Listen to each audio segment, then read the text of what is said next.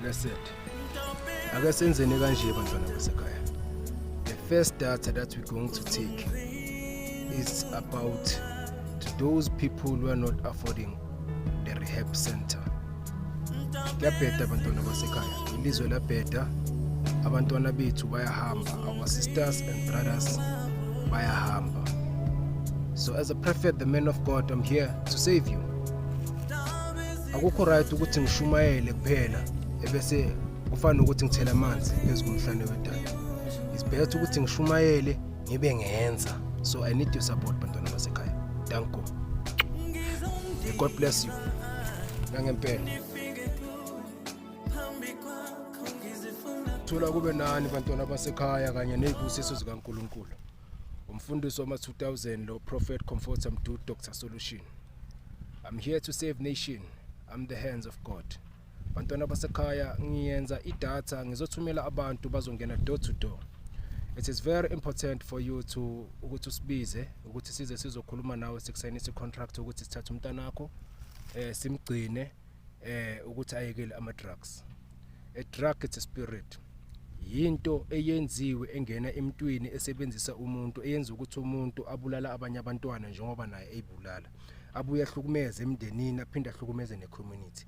Kusasa wena mzali uzokhala. Let us give them a second chance. Real Ngempela Recovery Center is here to save nation as a whole. Angibhekanga endaweni e1, I'm global. Right now ngifocus South Africa, ngizophuma ngiye kwamanye amazwe. Kodwa manje sila eGauteng. Sizocala eSoweto, sisuke eSoweto siye Orange Farm. We're just making a first data of 30 people. Then after that we're going to make another data. So the more we're getting more children ababhema. I'm here to address this powerful movement of collecting a database for the people who are struggling about drugs. So ngizothumela abantu bantwana basekhaya bazongena door to door. So it is very important for you ukuthi kulama number wabonayo lapha escreenini usenzele voice call or mhlambe voice notes via WhatsApp or usifonele.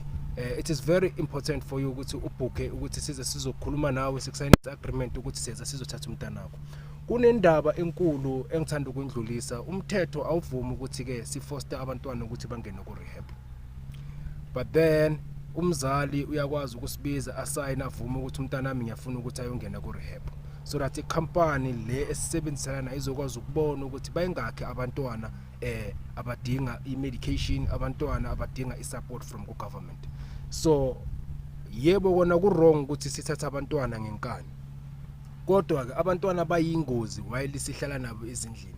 Abanye bayasitshontshela babuye batshontshele nabo makhelwane, abuye sekashaya umphakathi noma azijove ngalento azijova ngayo aphinda athatha inaliti anikeze omunye umntwana ukuthi naye azijove. Leyo nto leyo iziphatha ukuthi ubulala abanye abantwana. Nikhumbule abantwana basekhaya ukuthi a drugs is an evil spirit, into ephilayo engena emntwini eyenza ukuthi umuntu abheme maqede ukubhema adakwa maqede ukudakwa iphinde imbulala iyenza ukuthi abulale nabanye abantwana.